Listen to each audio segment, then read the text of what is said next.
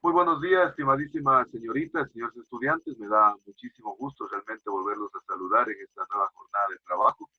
Para mí siempre es un gran gusto y un privilegio trabajar con ustedes. Esperemos que las actividades que están previstas para esta actividad académica, pues la podamos desarrollar de la mejor manera, ¿no?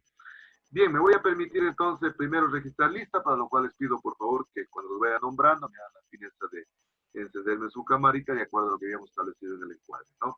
Señorita y señores, Abad Mónica. Buenos días, ingeniero Hola presente. Mónica, ¿cómo le va? Buenos días, bienvenido. Arias Cristina. Arias Cristina. Bueno. Atienzi Doris. Buenos días, ingeniero presente. ¿Cómo le va? Buenos días, bienvenida. Buenos días.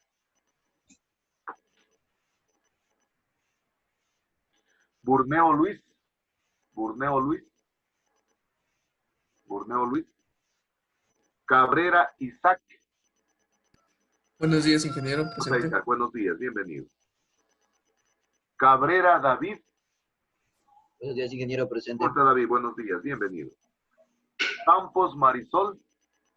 Buenos días, ingeniero presente. Hola Marisol, buenos días, bienvenido. Campo Verde Dalton. Campo Verde Dalton. Campo Verde Dalton. Castillo Cati. Castillo Cati. Buenos días, ingeniero Hola, presente. buenos días, bienvenida. Celi Lady. Celi Lady. Buenos días, ingeniero. Hola Lady, ¿cómo le va? Presente. Buenos días, bienvenido. Felicitaciones, fue la primerita que llegó al aula. Espinosa Leslie. Espinosa Leslie. Buenos días, ingeniero. Presente. Buenos días, bienvenida. Espinosa Evelyn. Espinosa Buenos Evelyn. días, ingeniero. ¿Cómo está Presente. Evelyn? Buenos días, bienvenida. González Blanca. González Blanca. Buenos días, Inge, presente. ¿Cómo está Evelyn? Buenos días, bienvenida. Guamán Alonso. Buenos días, Inge, presente. Alonso, buenos días, bienvenido. Guamán Marco. Buenos días, ingeniero ¿Cómo está presente. Marco? Buenos días, bienvenido. Herrera Greimi. Buenos días, ingeniero. Presente. ¿Cómo está Greimi? Buenos días, bienvenida. Caramillo Yuri. Caramillo Yuri. Presente. ¿Cómo está Yuri? Buenos días, bienvenida. Jiménez José. Buenos días, ingeniero ¿Cómo presente. está José? Buenos días, bienvenido. Ordóñez Clever. Ordóñez Clever. Ordóñez Clever. Orellana Noé. Orellana Noé. Buenos días, ingeniero. ¿Cómo está Noé? Buenos días, bienvenido. Orellana Jessica. Buenos días, ingeniero presente. Jessica, buenos días, bienvenido. Quesada Jefferson. Jefferson. Buenos días, ingeniero ¿Cómo está presente. Jefferson? Buenos días, bienvenido. Riategui César.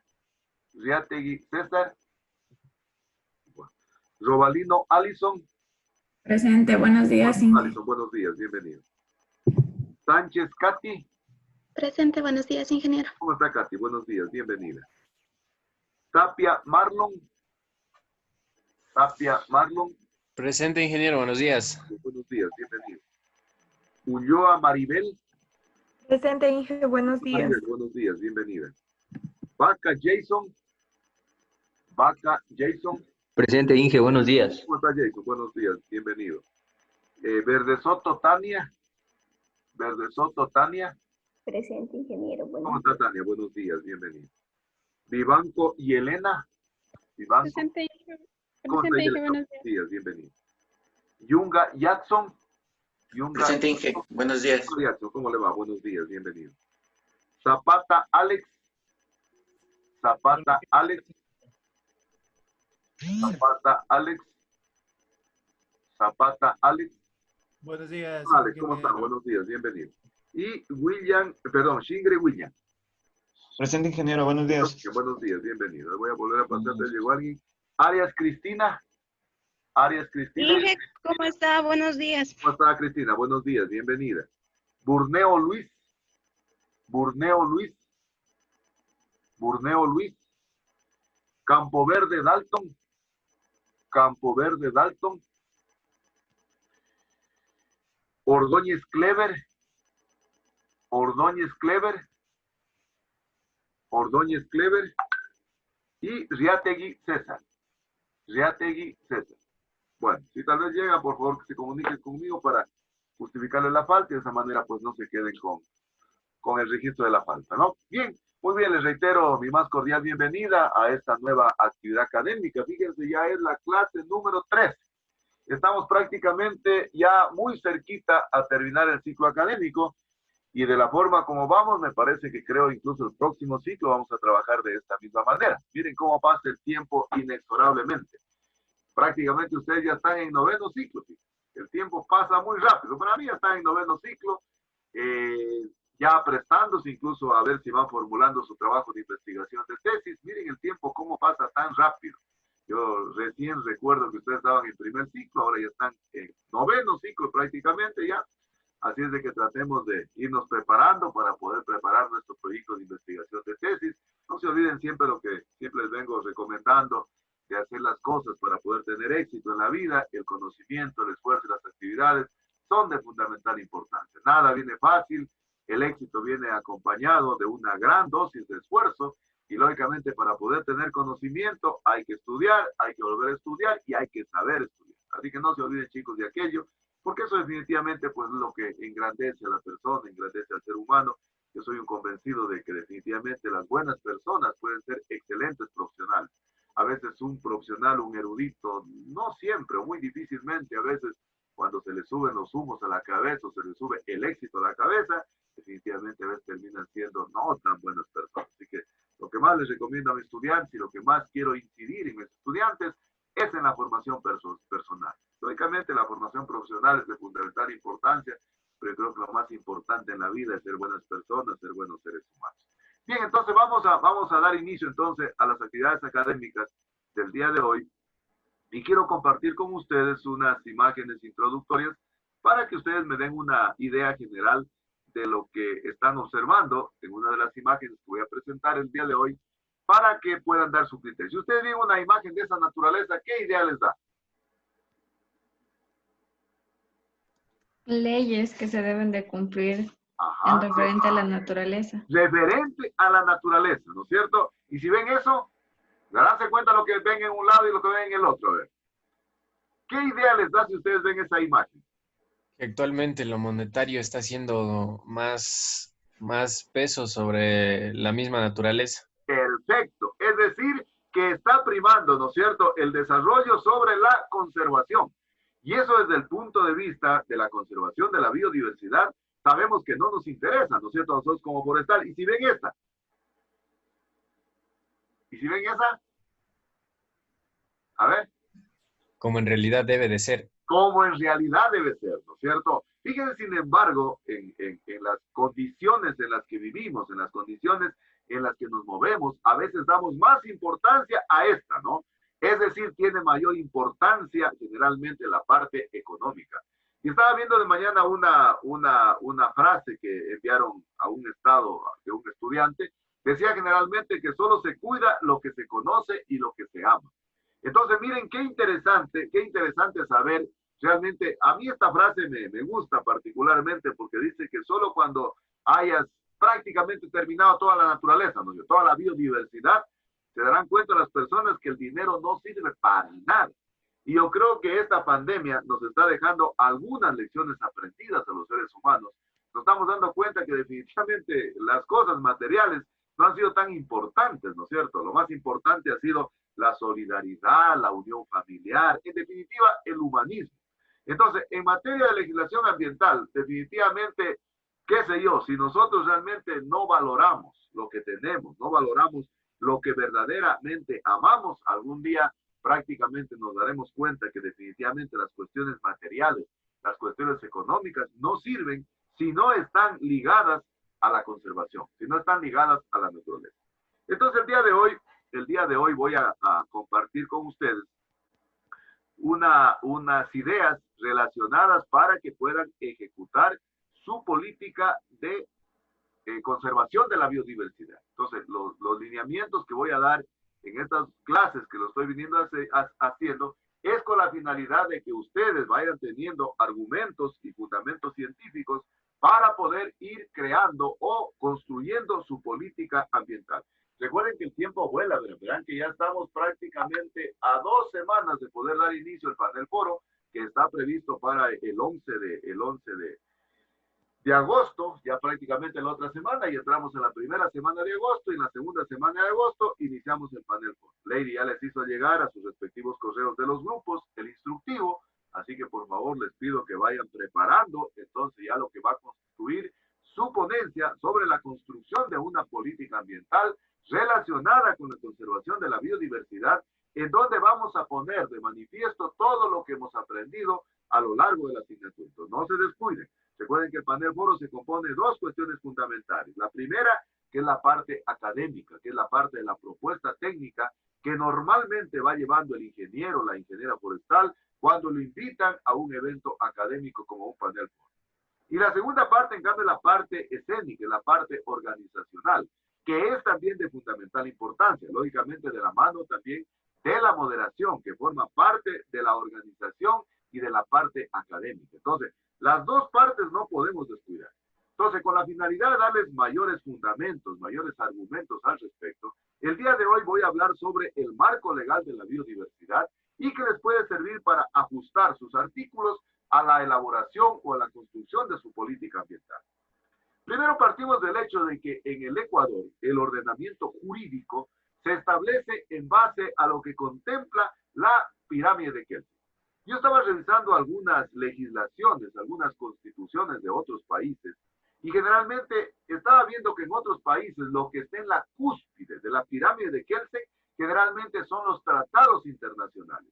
Y estaba revisando la Constitución del año 1998, y en la Constitución de 1998, exactamente igual que en otros países, en la cúspide, en la parte realmente de la cima de la pirámide de Kelsen, estaban los tratados internacionales.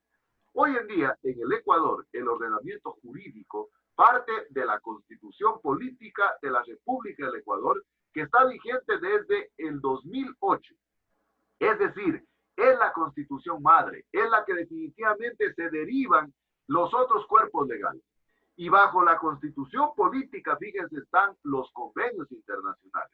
Yo les cuento que en la Constitución del 98 y aún ahora en algunos países generalmente siguen estando los convenios internacionales por encima de la Constitución, por encima de la ley madre de un país. Luego están las leyes orgánicas. Las leyes orgánicas generalmente están sobre las leyes ordinarias.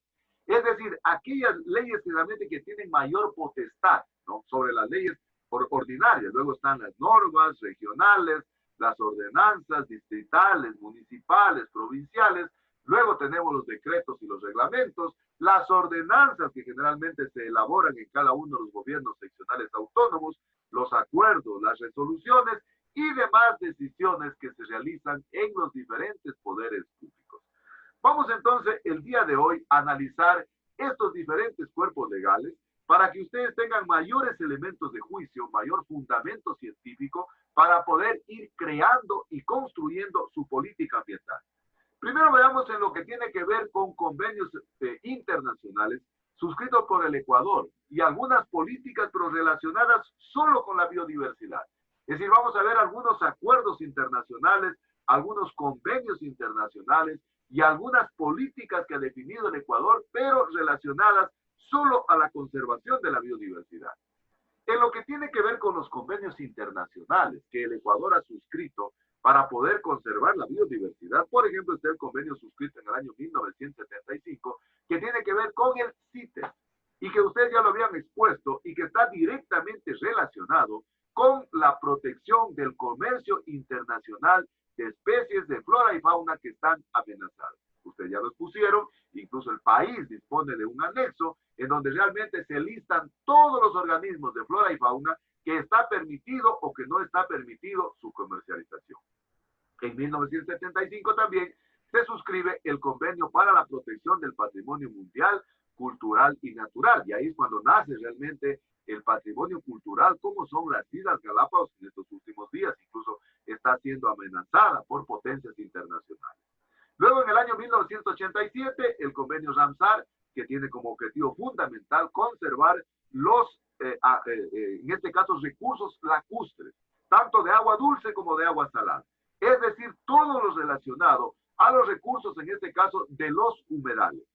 En 1992, el Ecuador suscribe y luego ratifica el Convenio sobre Diversidad Biológica y que ha tenido tanta incidencia en la normativa, en la reglamentación relacionada directamente con la conservación de la biodiversidad en el Ecuador.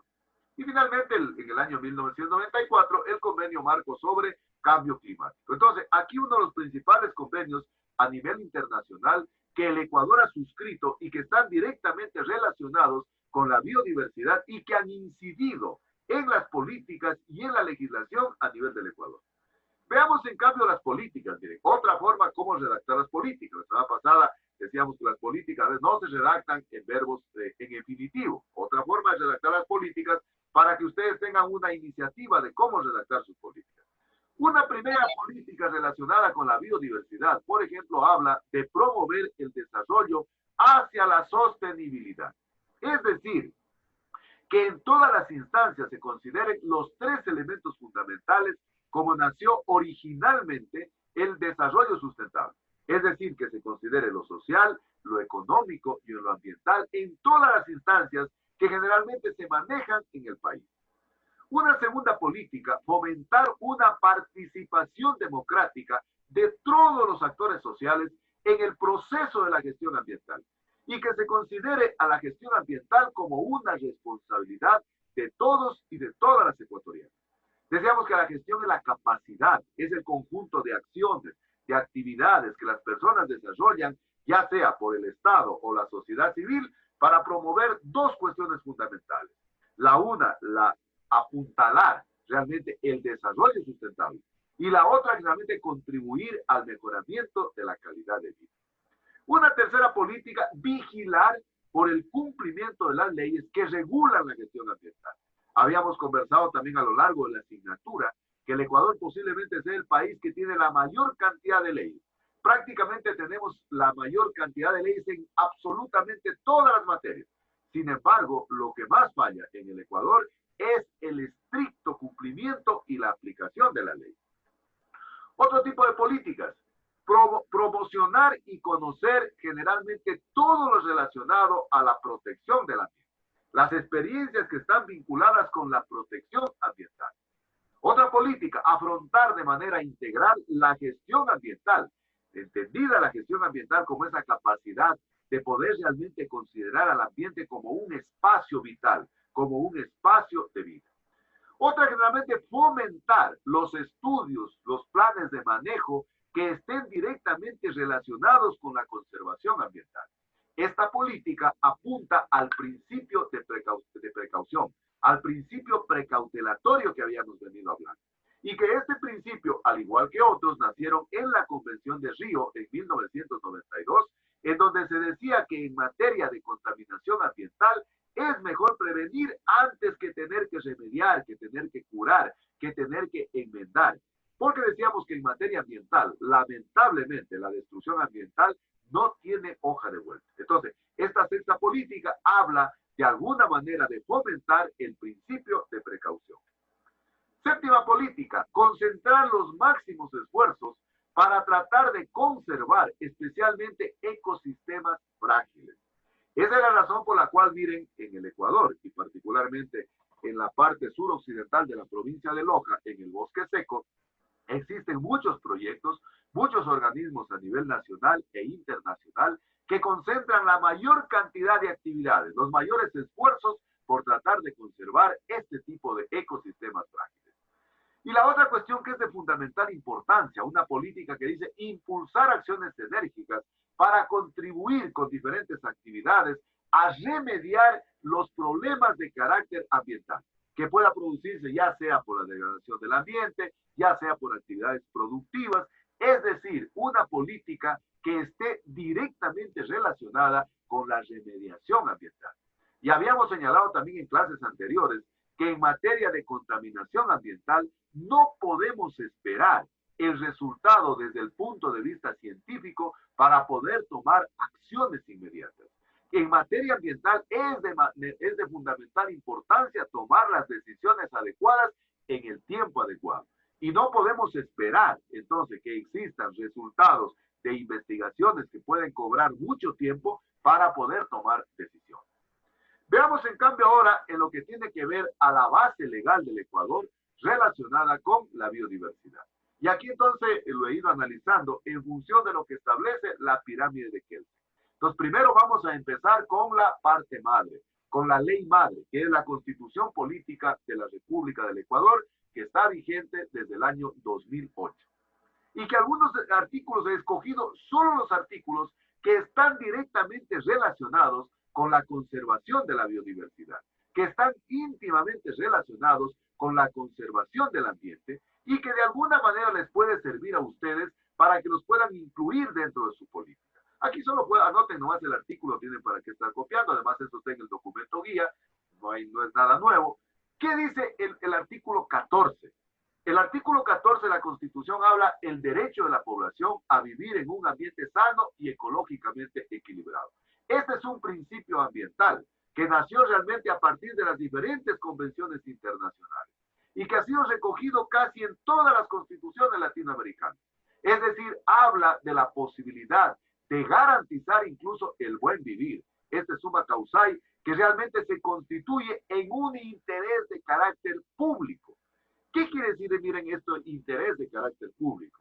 Es más o menos como, yo no sé si alguien ha tenido la posibilidad, posiblemente no, pero si ustedes van al internet y buscan en YouTube algunas de las estampas, algunas de las imágenes que generalmente había en tres patines de la tremenda corte. Y él dice audiencia pública. Es decir, fíjense cómo ha ido evolucionando el derecho. Anteriormente todo se relacionaba de acuerdo a la cuestión pública. Es decir, era notorio y era pertinente hacer un trabajo de esta naturaleza. Posteriormente, en el Ecuador se vino a hacer de que todo sea privado y hoy nuevamente hemos vuelto a lo público. Es decir, prácticamente todos los asuntos en materia legal a veces se solucionan desde el punto de vista público a través de la casación, por ejemplo, a través de la negociación. Entonces, este artículo 14 habla de que toda la población tenemos entonces el derecho a vivir en un ambiente sano y ecológicamente equilibrado. Lógicamente que hay muchas críticas al respecto, ¿no? Se dice que no puede haber una población sana con un ambiente contaminado o viceversa. No puede haber realmente un ambiente contaminado con una población enferma o con una población definitivamente que esté altamente susceptible o altamente frágil. ¿Qué dice en cambio el artículo 15? Dice que el Estado promoverá en el sector público y en el sector privado el uso de tecnologías limpias, es decir, energías alternativas, pero con una condición sine qua non, habla este artículo, de que ese tipo de tecnologías generalmente no pongan en riesgo la soberanía, en este caso alimentaria, la soberanía energética. Es decir, que no se atente contra la soberanía alimentaria de los ecosistemas. Entonces, por ejemplo, qué sé yo, dice, habla a través de la introducción de residuos nucleares, de la introducción de desechos tóxicos al territorio nacional. Fíjense que, por ejemplo, si el Ecuador le donan, no sé, alguna regalía de un país del extranjero, tiene que ser aprobada ese tipo de donación por la Asamblea Nacional, porque generalmente ese tipo de donación puede hacer que tenga algún residuo nuclear, algún residuo tóxico que pueda causar daño al territorio nacional.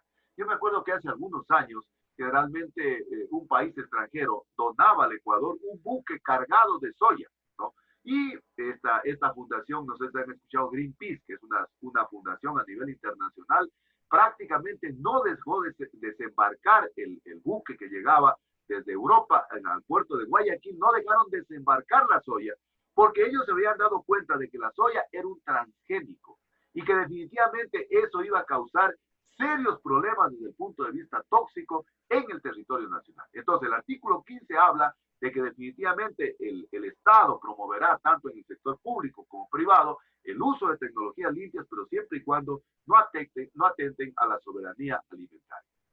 Este artículo 71, que de alguna manera vino a revolucionar, ¿no?, en la Constitución del 2008, habla de que la naturaleza o la Pachamama o como quieran llamarla, tiene el derecho a que se la respete integralmente en su existencia, en su mantenimiento, en su regeneración de todos sus ciclos vitales. Y por lo tanto, entonces, exigir el cumplimiento de los derechos de la naturaleza.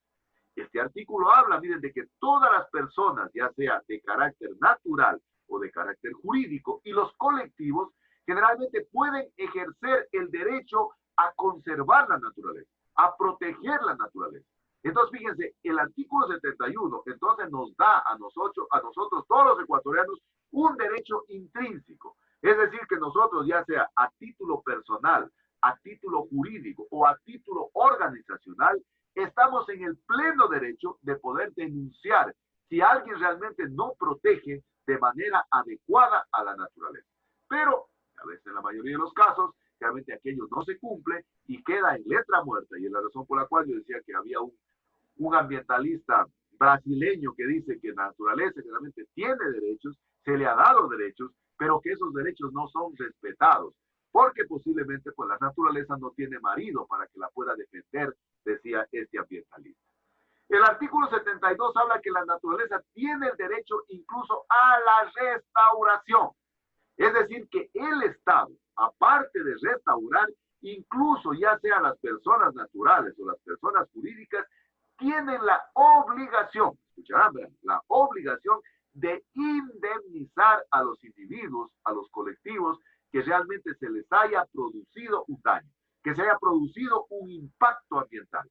Entonces, fíjense, aparte de la remediación, este artículo 72 habla de que el Estado, las personas naturales y las personas jurídicas realmente tienen que hacer entonces, tienen que hacer la remediación, pero tienen que indemnizar a los actores que han sido perjudicados. Y la indemnización generalmente es una regalía, es una representación que puede ser de carácter simbólico y puede ser de carácter económico. Verán que la indemnización no siempre a veces es de carácter económico. Una forma de resarcir el daño, por ejemplo, en el caso de Sarayacu, en el oriente, le planteaban a la ministra que públicamente vaya a Sarayacu a pedir disculpas públicas a la población del daño que se había causado. Entonces, miren, la forma de indemnizar a veces ahí tiene que ser con algún tipo de medidas de carácter moral, desde el punto de vista ético. Y lógicamente indemnizaciones de carácter económico. El artículo 73 habla de que el Estado aplicará medidas de precaución y restricción para actividades realmente que puedan poner en peligro la extinción de las especies.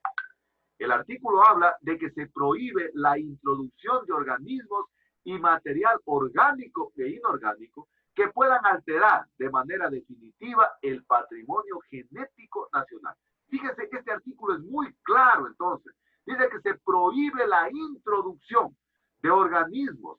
Habla de organismos. Cuando hablamos de organismos, se refiere a organismos bióticos, a organismos animados, a organismos vivos. Pero también se refiere, dice, a material orgánico e inorgánico que pueda causar daño al patrimonio genético nacional.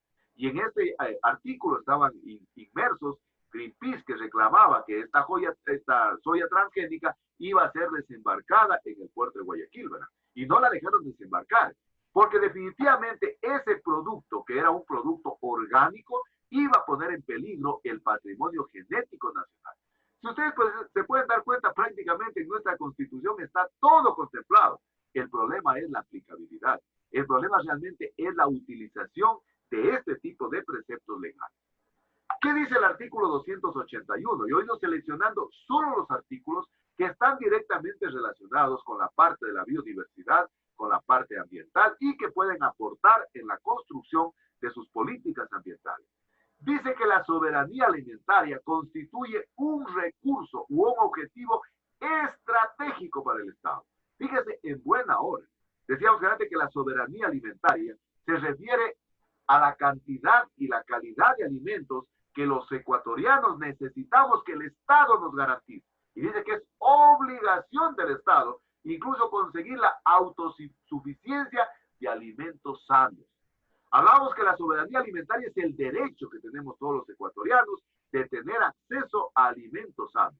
El artículo 281 dice que el Estado ecuatoriano considera a la soberanía alimentaria como un objetivo estratégico. Y decíamos que la estrategia viene del término militar, que quiere decir strategus, general. Y y decíamos que es el medio, es el fin para poder conseguir algo. En el Ecuador, en buena hora, entonces la soberanía alimentaria forma parte de un objetivo estratégico. ¿Qué dice el artículo 400? Fíjense, dice, el Estado ejercerá la soberanía sobre su biodiversidad. Es decir, si el Estado es el dueño de su biodiversidad, si la población es el dueño de su biodiversidad, pues lo mínimo que puede hacer el Estado es cuidarla. Pero dice cuidarla considerando la responsabilidad intergeneracional. ¿Qué quiere decir esto? Ustedes saben que desde el punto de vista etario quiere decir distribución de edades, en las comunidades existen diferentes poblaciones intergeneracionales. Es decir, si vamos a una comunidad y si dividimos en grupos etarios, puede haber grupos que van, por decir algo, de 0 a 15 años, de 15 a 30 años, de 30 a 50 y más de 50. Y cada uno, de acuerdo a las vivencias, a las experticias que ha tenido, conoce definitivamente cuál es el uso de la biodiversidad. Entonces, el artículo 400 abre que es de fundamental importancia considerar la responsabilidad intergeneracional. Y dice, se declara de interés público la conservación de la biodiversidad y todos sus componentes, entre ellos la biodiversidad agrícola, la silvestre y el patrimonio genético del Estado. Interés público. Lo que decía que dice en tres partidos, dice audiencia pública, dice audiencia pública. Es decir, todos los ecuatorianos tenemos entonces el derecho, tenemos la obligación de poder vigilar por la conservación de nuestra biodiversidad. ¿Qué dice el artículo 401? Y es el artículo que yo les decía que trajo mucha polémica hace creo unos 2 o 3 años que se dio, que la Asamblea quería cambiar este artículo. Y se hicieron algunas asambleas, qué sé yo, legislativas en diferentes partes del país. Recuerdo que en ese tiempo yo estaba de decano de la facultad y se nos había pedido un espacio en la universidad para hacer la discusión. En verdad, nosotros como facultad organizamos, llegaron los asambleístas que eran los encargados de discutir este artículo y se invitó a una gran cantidad de actores sociales. Nunca me voy a olvidar que llegaron una cantidad de gente de Saraguro, ¿verdad? Llevando toda su riqueza ecosistémica, toda su riqueza de semillas autóctonas propias de ellos, y lógicamente el artículo 401 se quería cambiar. Es decir, fíjense lo que dice el 401, se declara al Ecuador, se declara, ¿verdad? Clarito dice. O sea, si los mismos asambleístas hicieron esto, querían cambiarlo. Se declara al Ecuador libre de cultivos y semillas transgénicas, ¿no? ¿Por qué? Porque la biotecnología moderna no puede poner en riesgo el patrimonio genético del país. Y decía, se prohíbe la aplicación de biotecnologías riesgosas o experimentales. Es decir, de acuerdo a lo que establece el artículo 401, no se puede andar jugando con la biotecnología, que realmente permita alterar el patrimonio genético. Fíjense, y este artículo se lo discutió amplia y detenidamente. Oiga, yo me quedé sorprendido de ver el nivel que manejaban los líderes campesinos del conocimiento de la biodiversidad. Unas intervenciones que fueron maravillosas, ¿verdad?, de líderes campesinos, que se oponían realmente a la modificarse ese artículo, porque decía que todas sus semillas, por ejemplo, autóctonas, originarias, nativas, iban a desaparecer con el uso de la biotecnología, con el uso realmente de estas técnicas que permiten la obtención de organismos genéticamente modificados.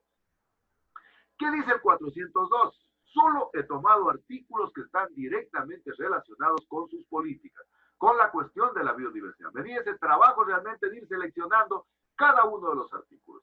El artículo 402 dice, prohíbe el otorgamiento de derechos sobre la propiedad intelectual. ¿Y cómo nace este artículo? ¿Verdad? Nace porque anteriormente en el Ecuador muchas empresas internacionales vinieron a hacer bioprospección y se llevaron prácticamente nuestros genes, se llevaron nuestra biodiversidad. Entonces el artículo 402 dice que se prohíbe el otorgamiento y derechos sobre la propiedad intelectual sobre los diferentes productos derivados de la biodiversidad, incluso productos derivados de los conocimientos ancestrales sobre la biodiversidad. Fíjense, cuando se perdió la ayahuasca, se perdió realmente la uña de gato, se decía, se llevaron el gen, porque lamentablemente en materia, desde el punto de vista biotecnológica, biológica, no se patenta la planta, se patenta el principio molecular, es decir, la parte genética. Entonces el único consuelo que nos quedaba decía, patentaron el gen, pero no pudieron llevarse el conocimiento ancestral, el conocimiento colectivo, El 402, entonces, habla de la prohibición de establecer derechos desde el punto de vista de la propiedad intelectual. El artículo 10, el último artículo relacionado con la biodiversidad en la Constitución, habla de que el Estado no se comprometerá en convenios, en acuerdos de cooperación, en donde realmente existan cláusulas, existen artículos que menoscaben la destrucción de nuestra biodiversidad. Es decir, el Estado ecuatoriano, bajo ningún concepto, firmará acuerdos, convenios con países extranjeros que realmente pongan en riesgo, en definitiva, la biodiversidad. Fíjense, y esto hasta cierto punto es un poco polémico, es político. Miren lo que está pasando ahorita en Galápagos. Hay mucha gente que dice, pero es que los chinos están ahí, ¿por qué no los pueden sacar? Hay muchas lecturas que se hacen al respecto. Algunos dicen que posiblemente el Ecuador obtuvo un compromiso, adquirió un compromiso en el momento que se endeudaba, en el momento que tomó como un acreedor a China, algunos dicen así. Y es la razón por la cual prácticamente no tiene mayor fuerza legal para poderlo sacar. Algunos dicen eso. Es más o menos como cuando a usted, por ejemplo, qué sé yo, le prestan dinero. Dice, mira, sabes que necesito que me prestes dinero, si yo te presto, pero con esta condición. Entonces, miren, a pesar de que este artículo dice que el Estado ecuatoriano realmente se compromete a firmar convenios que no menoscaben, que no menoscaben la destrucción de la biodiversidad, sin embargo, a veces en la práctica sucede todo lo contrario. Yo me acuerdo hace algunos meses, el embajador ante la ONU, que era el embajador Alejandro Carrión, renunció, verán, por discrepancias que existían con el canciller, porque habían autorizado para que aviones de los Estados Unidos aterricen en Balta, en Galápagos. Entonces, miren, este artículo, de alguna manera, a veces queda en letra muerta cuando no se lo aplica de manera correcta. Hemos visto entonces la Constitución. También busqué artículos del Código Orgánico Integral Penal. Recuerden que el Código Orgánico Integral Penal está vigente desde el año 2014. Y seleccioné 7 artículos que les pueden servir a ustedes para la construcción de sus políticas ambientales. Recuerden que el Código Orgánico Integral Penal, por primera vez en el Ecuador, incorpora asuntos de carácter ambiental, asuntos punitivos con carácter de la biodiversidad. ¿Qué dice el artículo 245? Habla de la invasión de las áreas de importancia ecológica. Y dice que las personas que en definitiva invadan el SNAP o ecosistemas frágiles serán sancionados con pena privativa de la libertad de 1 a 3 años. Es decir, miren, por primera vez en el Ecuador, ya no solo las infracciones de carácter ambiental, las infracciones contra la biodiversidad tienen una responsabilidad administrativa y pecuniaria, sino que ya tienen sanciones desde el punto de vista punitivo, desde el punto de vista penal. Y dice que se aplicará en la máxima pena en los siguientes casos. Cuando la consecuencia de la invasión se cause daños graves a la biodiversidad y a los recursos naturales. Y el segundo elemento, cuando se promueva, se financie o se dirija la invasión, en este caso del SNAP, con engaño, con falsedad, con promesas. Esto generalmente pasa, miren, cuando hacen invasiones, cuando generalmente existe una posibilidad de ingresar a un área protegida. Yo me acuerdo, fíjense, cuando yo estuve en el Ministerio del Ambiente del 2005 al 2008, antes de la Constitución, en la parte de Numbala, los que conocen el caso de Lady, el caso de compañeros son de la parte de Zumba, generalmente había gente que en la parte donde el Parque Nacional Podocarpus hace una bota, invadió hacia arriba. ¿Qué hizo el ministerio? El ministerio tuvo que hacer un deslinde. ¿Qué es un deslinde? Tuvo que poner el lindero, se puede decir, el hito más adentro, pero con la condición de que no sigan ingresando los campesinos, porque ya tenían, qué sé yo, casas, ya tenían haciendo pastoreo. Miren, ahorita este artículo sanciona con pena privativa de la libertad de 1 a 3 años. ¿Qué dice el artículo 246 del COIP? Habla de los incendios forestales. Y es facilito acordarse de este artículo, ¿verdad? Acuérdense, 2, 4, 6, de los números pares, ¿no? Dice, en este caso, habla sobre los incendios forestales y de vegetación. Dice que las personas que provoquen directa o indirectamente incendios forestales o instiguen la comisión de tales eventos. ¿Qué quiere decir? Instigar quiere decir promover, inducir. Dice que serán sancionados con pena privativa de la libertad de 1 a 3 años. Escucharán, verán. Hay mucha gente a veces que desconoce, y ahí es cuando nos aplican la máxima que dice, el desconocimiento de la ley no lo exime de responsabilidad. Incluso dice, exceptúa las quemas agrícolas o domésticas, ¿no? Pero, fíjense lo que dice más adelante, pero si esas quemas agrícolas o domésticas que se exceptúan del artículo provocan daños, se vuelven incontrolables, y como producto de eso, generalmente se puede producir ya un delito culposo, con pena privativa de la libertad de 3 a 6 años. ¿Cómo se interpreta ese artículo? Es decir, usted está haciendo una quema agrícola, una quema, no sé, doméstica, pero esa quema se sale de control. Yo me acuerdo cuando yo empezaba como coordinador, director de la carrera de Ingeniería Forestal en el año 1997, me acuerdo, 1996, perdón, se inició un incendio forestal donde hoy es la gasolinera La Argelia, ¿no? En ese tiempo no había todavía la gasolinera. Y prácticamente nosotros fuimos a ver si podíamos apagar porque se comenzó a quemar el fuego. Era un mes de agosto, fuerte velocidad del viento, altas temperaturas, baja humedad relativa, condiciones propicias para que se presente el incendio forestal. No pudimos prácticamente hacer mayor cosa, además no teníamos muchos estudiantes, los estudiantes antes en el mes de agosto ya salían de vacaciones. Y el incendio se propagó prácticamente, miren, de una quema agrícola, de una quema doméstica. Decían que el señor había estado queriendo quemar basura, ¿no? Basura. Y fíjense, da la casualidad que el señor incluso después se supo que era un funcionario, que era un trabajador de la Quinta La Argelia. Con este artículo, miren lo que se podría provocar. Incluso dice que si como consecuencia de esa quema se produjera la muerte de una o más personas, fíjense, escucharán, verán, pena privativa de la libertad de 13 a 16 años. Es decir, como se sancionan normalmente, en este caso, los delitos provocados cuando existe muerte, cuando existe un homicidio. ¿Qué dice el artículo 247 del COIP? Dice, en cambio, los delitos contra la flora y fauna silvestre. Este artículo anteriormente estaba dentro del artículo del 70 al 72 en la Ley Forestal y de Conservación de Áreas Naturales y Vida Silvestre. Y yo me acuerdo que en el tiempo del ministerio tuve que aprendérmelo de memoria ese artículo, porque habla que de todos los daños se puede producir en un árbol, en un bosque, los que destrocen, los que produzcan contaminación a la flora, a la fauna, etcétera, etcétera, y serán sancionados con pena privativa de la libertad de 1 a 3 años. Y aquí vienen algunas prerrogativas, ¿verdad?, que plantea el Código Orgánico Integral Penal. Dice, se aplicará el máximo de la pena prevista en base a las siguientes circunstancias. Van a ver ustedes cuándo realmente se aplica el máximo de la pena. Es decir, cuando exista destrucción de la flora y de la fauna silvestre, generalmente la pena puede ser agravada en los siguientes casos. Cuando, por ejemplo, el hecho se cometa en periodos de zona de vedación. Se han oído ustedes que dicen el camarón o el cangrejo está en zona de veda, o está en época o en tiempo de veda, y no se puede aprovechar. Entonces, fíjense, si eso se da, si alguien realmente lo encuentran, qué sé yo, capturando este tipo de elementos de la biodiversidad, en ese tipo de zonas, no sé, en ese tipo de tiempo, definitivamente la pena se agrava. Cuando el hecho se realice dentro del SNAP, o sea, dense cuenta, o sea, si alguien lo encuentra, no sé, destruyendo un árbol, cortando un podocarpus, o lo que le pasó, miren, a este señor en el Parque Nacional Cajas, no sé si ustedes escucharon hace unos 2 o 3 años, un señor mató un cóndor dentro del SNAP, y el señor prácticamente lo sancionaron ya con el Código Orgánico Integral Penal, y prácticamente lo sancionaron con una pena privativa de la libertad. ¿Quiénes se exceptúan en este artículo? Se exceptúa generalmente los que hacen generalmente actividades de subsistencia, es decir, aquellos que utilizan la caza, la pesca, la agricultura, la medicina tradicional, con fines domésticos.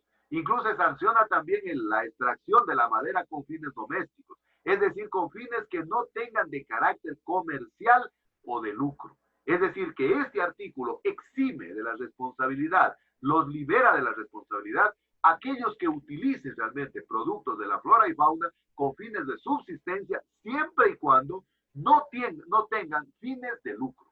Porque puede ser, qué sé yo, que alguien, no sé, capture una ardillita, capture un mono, pero lo está vendiendo. Entonces, en ese caso, ya es sancionado con pena privativa de la libertad. ¿Qué dice el artículo 248?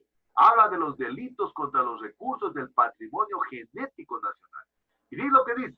Dice que constituye un atentado. Escucharán que atentado solo se escucha cuando ponen una bomba los paramilitares o los guerrilleros. Y dice que un delito contra los recursos del patrimonio genético es un atentado contra el patrimonio genético ecuatoriano y constituye un delito en los siguientes casos. Cuando el acceso, por ejemplo, no es autorizado, es decir, cuando alguien de manera arbitraria, de manera unilateral, Por ejemplo, ingresa, no sé, a un área natural, a una parte del SNAP, y de alguna manera tiene acceso a recursos genéticos. Y dice que puede ser sancionado con penas privativas de la libertad de 3 a 5 años, y la prisión o la pena se agravará en 1/3, es decir, en la tercera parte, si se demuestra que el acceso ha tenido un fin comercial. Es decir, si usted ingresó al interior de una zona protegida, del SNAP o de un bosque protector, y realmente lo hizo con fines comerciales, generalmente la pena se puede ver agravada. Y veamos algunos numerales al respecto. Por ejemplo, dice cuando se produzca erosión genética. Es decir, fíjense, y aquí es importante considerar aquello, ¿verdad? No solo puede ser por acción, puede ser por omisión. ¿Qué significa aquello? Expliquemos esto. Acción, cuando usted directamente pues puede comercializar organismos, ya sean orgánicos e inorgánicos, del patrimonio genético nacional. Y dice que es sancionado con pena privativa de la libertad de 3 a 5 años. ¿Y cuándo es omisión? Usted va a suponer que es guardaparque, o usted es funcionario del Ministerio del Ambiente, y como se dice vulgarmente, se está haciendo de la vista gorda. Usted está de alguna manera cerciorando, se sabe que están sacando dentro del parque o están haciendo dentro del parque minería, y usted de alguna manera está omitiendo denunciar aquello, también se convierte en infractor y le pueden aplicar este artículo. Miren, entonces, qué importante saber, ¿verdad? Porque yo sé que ustedes en un año más, 1 año y medio más, ya pueden estar trabajando en el Ministerio del Ambiente, imagínense. Imagínense lo importante de conocer este artículo en el numeral segundo, es decir, por acciones de acción o de omisión.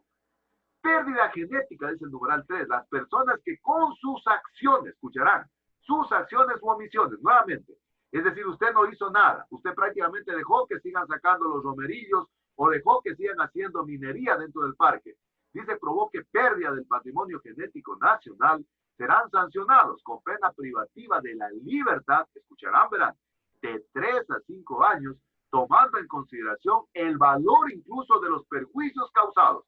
Es decir, no solo que usted le hacen acreedor a esa pena de 3 a 5 años, sino que usted también tiene que resarcir, indemnizar económicamente de los recursos que ha producido daño. Hay que tomar muy en cuenta entonces este artículo.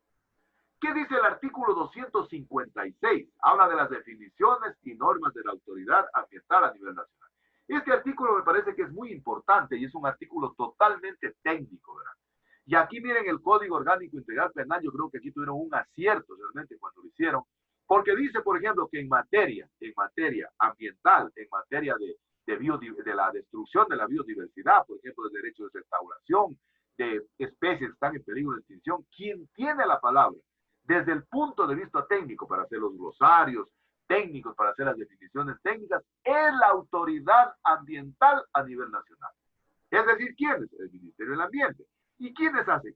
El Ministerio del Ambiente, los ingenieros forestales, ¿no? Entonces, la autoridad ambiental, en este caso, a través del Ministerio del Ambiente, dice que es el responsable de dictar las definiciones técnicas, los alcances de los daños causados, en este caso, a la biodiversidad o al patrimonio genético. Este artículo es de fundamental importancia, porque nos está dando responsabilidades a los forestales para nosotros realmente poner los lineamientos cuando consideramos que se puso en peligro el patrimonio genético, cuando una especie generalmente está en peligro de extinción o generalmente tiene un carácter migratorio, etcétera, etcétera. Es decir, los abogados en ese aspecto nos deslindan la responsabilidad a nosotros para que nosotros realmente hagamos ese tipo de definiciones técnicas. ¿Qué dice el artículo 247 del COIP? En cambio dice la obligación de restaurar y reparar lo destruido. Y habla, dice que las personas realmente que produzcan aquello tienen la obligación, escucharán, ¿verdad? La obligación de restaurar integralmente los ecosistemas y la obligación, ¿de qué nomás? Compensar, reparar e indemnizar a las personas y comunidades afectadas por el daño. ¿Escucharán esto, verdad? Hay mucha gente que dice, yo no sabía, miren, se me salió el incendio de control y miren, se fue ahí, quemó la propiedad de don Juan, de don Manuel, a su vez quemó casas, mató animales, etcétera, etcétera.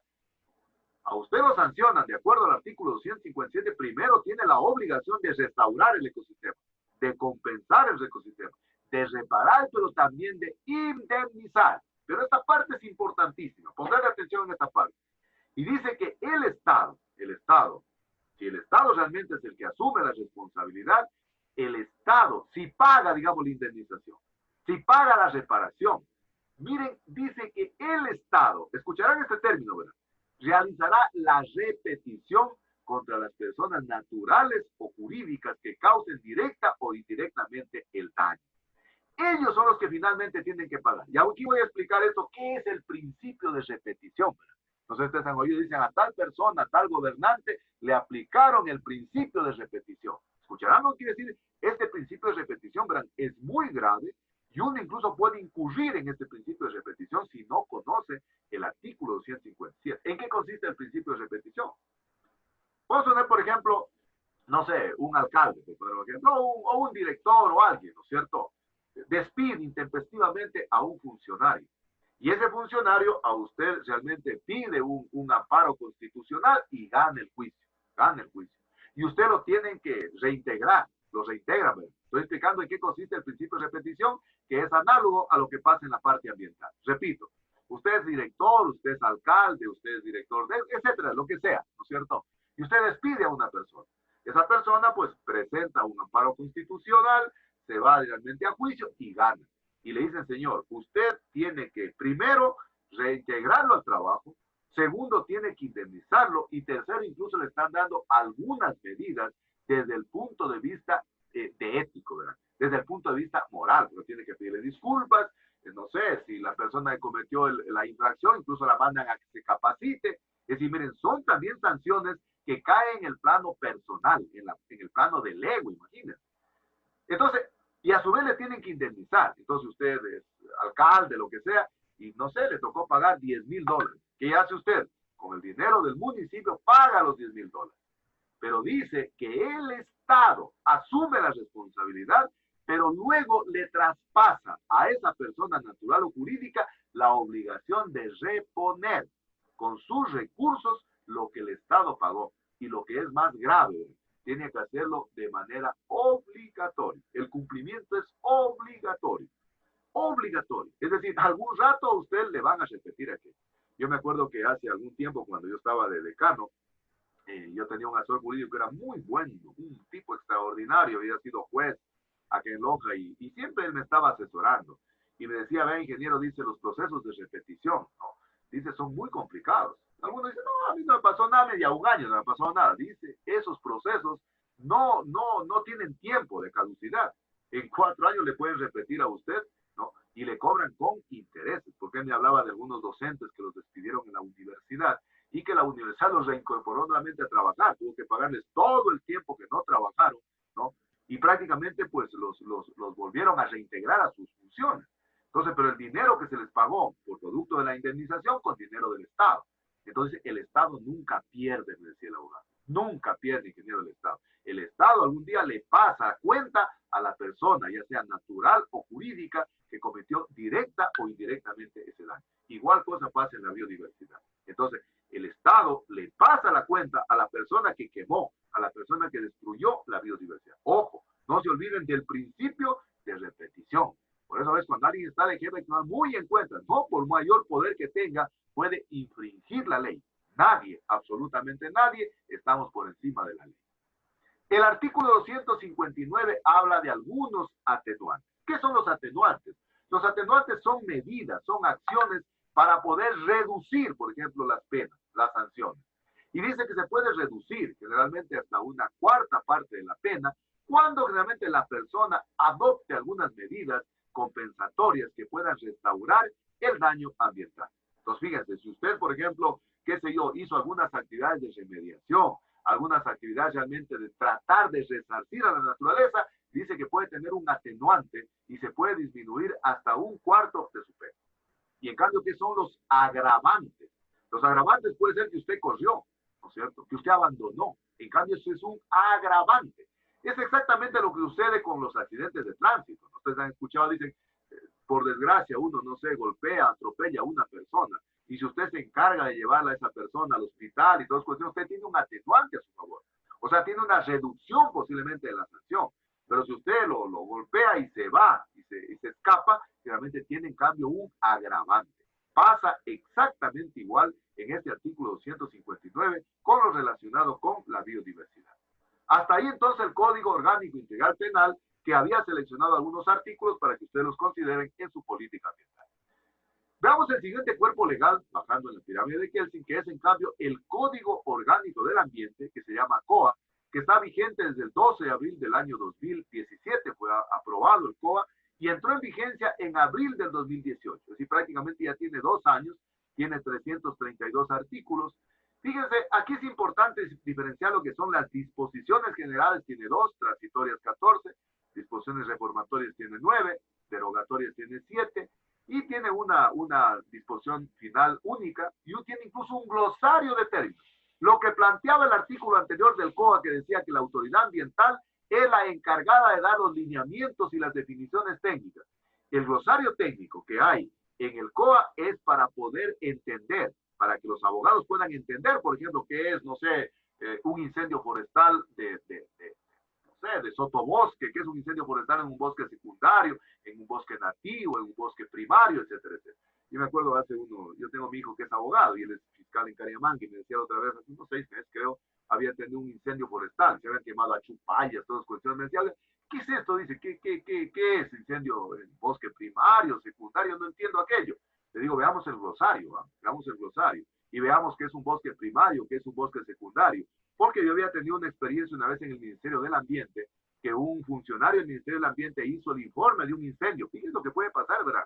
Y él puso a la ligera, puso de que el incendio había consumido bosque primario. Cuando vino la sanción, la persona que estaba realmente acusada hizo la apelación a través del abogado. Y dijo, demuéstreme que es bosque primario. Se tuvo que formar una comisión, ¿verdad? En donde él ya no participó y lamentablemente el bosque que se había quemado no era secundario. Perdón, no era primario, era secundario. Y de acuerdo a lo que establecía en ese momento la ley de forestal que estaba vigente, planteaba otro tipo de sanciones. Entonces, el glosario de términos es de fundamental importancia entender. Pero, ¿qué son esto de las disposiciones transitorias? Las transitorias realmente son disposiciones que se ponen al final de un cuerpo legal hasta que ese cuerpo vaya sustituyendo a otros, ¿no? Entonces, ese tipo de transitorias son transitorias. Es decir, están presentes hasta que se vayan modificando los nuevos cuerpos legales. Pero en cambio hay otras que son de carácter general, es decir, no cambian. Y en el caso del COA tiene una disposición única incluso, ¿no? Única, en donde prácticamente está al final del cuerpo legal. Miren, una recomendación especial, cuando ustedes en algún momento tengan la posibilidad de entrar a analizar una ley, dense cuenta si esa ley está vigente, porque puede ser que esa ley fue derogada por otro. Entonces, es de fundamental importancia considerar la vigencia, y para eso hay que irse al registro oficial. En el Ecuador realmente la Gaceta Informativa, donde se publican las leyes, hay que irse al registro oficial. Se pone en el internet registro oficial, pone el nombre de la ley y sabe si esa ley está vigente o no está vigente. ¿Qué dice el Código Orgánico del Ambiente, que fue establecido entonces en el 2017? En este momento viene a ser la norma jurídica en materia ambiental más importante que existe en el país, que permite entonces regular la gestión ambiental adecuada.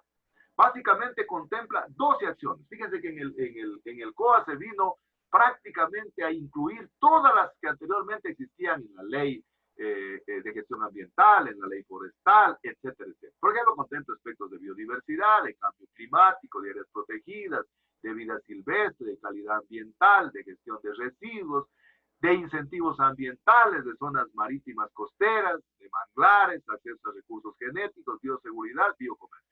Es decir, prácticamente absorbe, aglutina todos los componentes en materia de biodiversidad y en materia ambiental.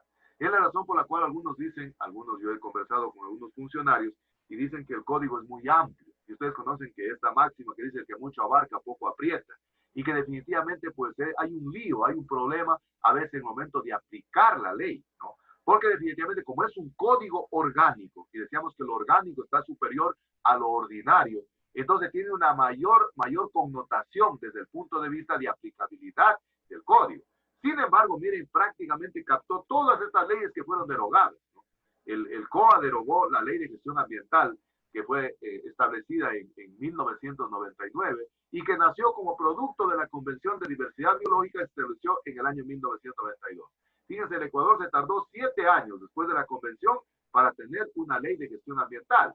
Y en esa ley de gestión ambiental, pues se contemplaba todo lo relacionado a impactos ambientales, a fichas ambientales, etcétera, etcétera. Todo eso lo contempla el COA y es la razón por la cual algunos tienen algunas críticas a favor y en contra del COA, porque definitivamente es un cuerpo legal muy grande, muy amplio. Derogó también la ley para prevención y control de la contaminación ambiental, derogó la ley que protege la biodiversidad del Ecuador, la ley para la preservación de zonas de reserva y parques nacionales y lamentablemente, para mí digo lamentablemente, derogó la ley forestal y de conservación de áreas naturales y vida silvestre y todas sus codificaciones que estaba vigente desde el año 1981.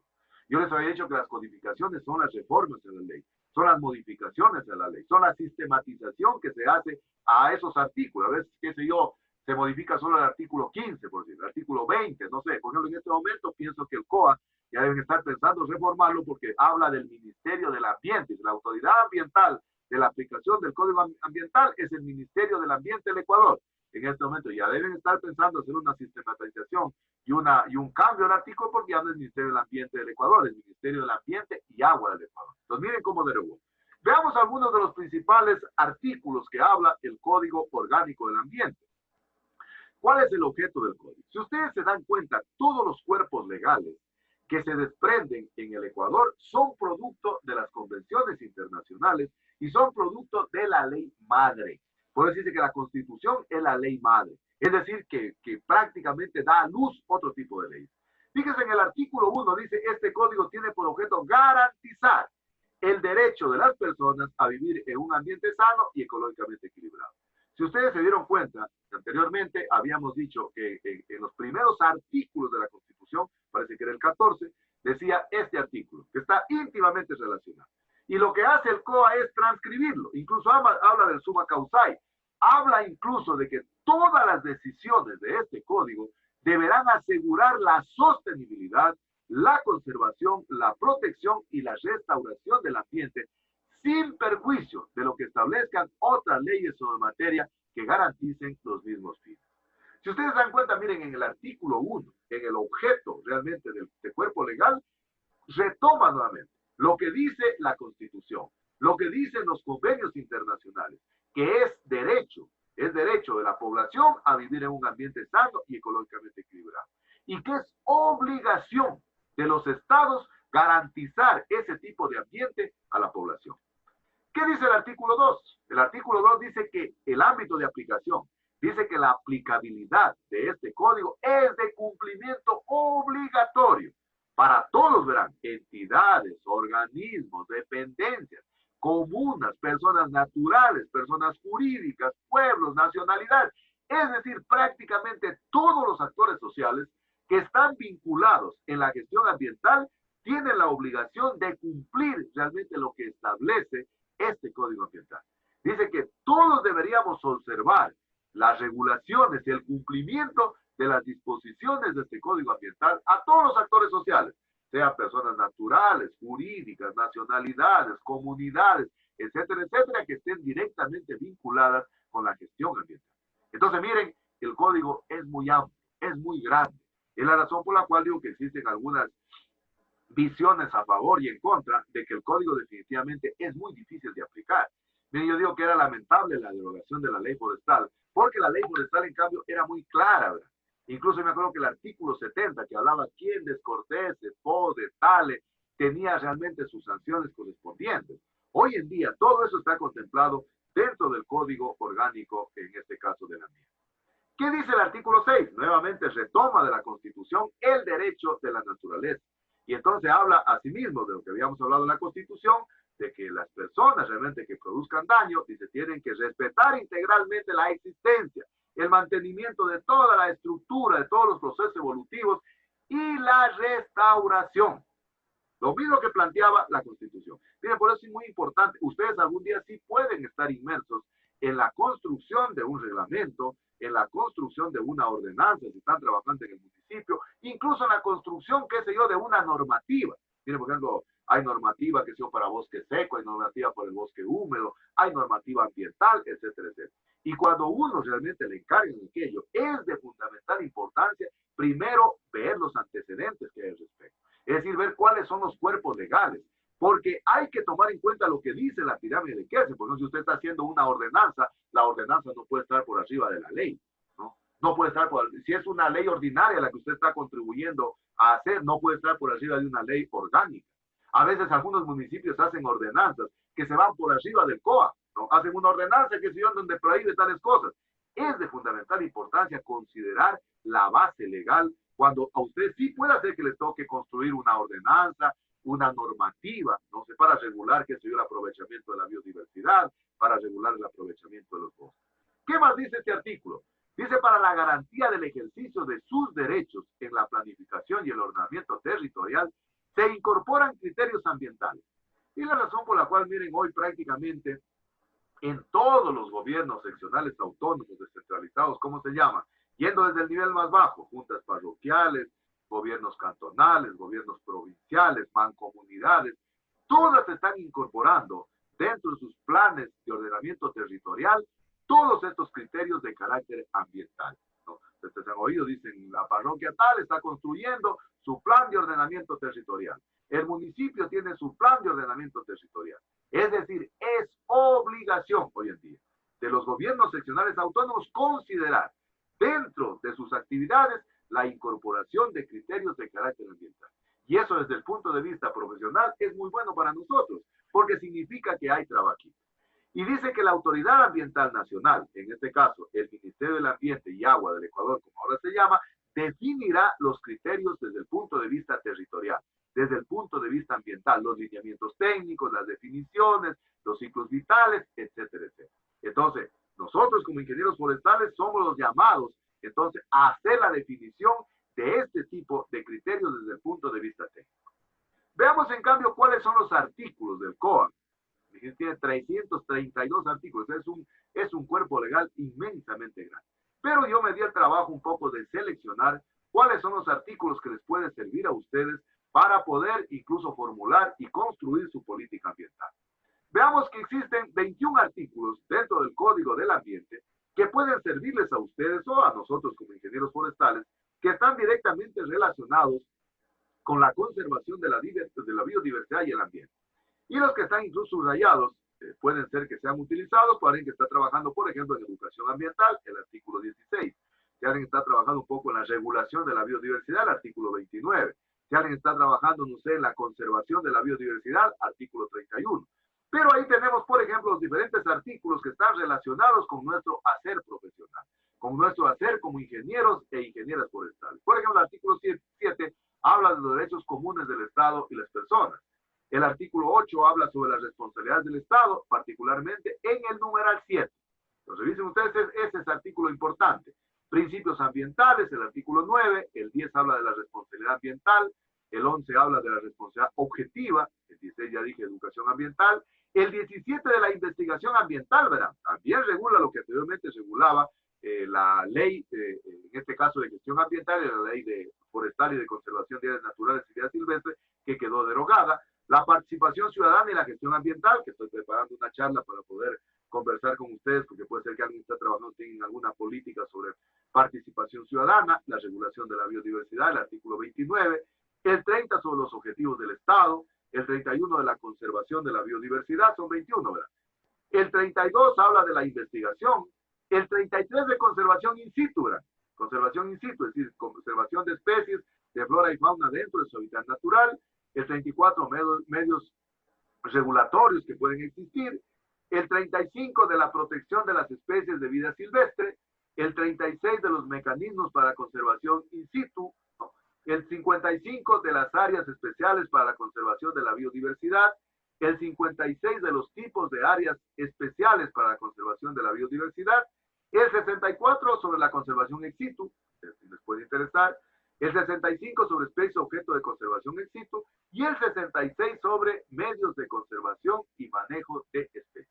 Entonces, de los 332 artículos que está conformado el Código Orgánico Ambiental, yo seleccioné 21 artículos que están íntimamente relacionados con el hacer del ingeniero, la ingeniera forestal, y los que están subrayados incluso les puede servir posiblemente para poder sustentar y alimentar entonces la política ambiental que ustedes están construyendo para poderla presentar entonces el 11 de agosto en el panel COA.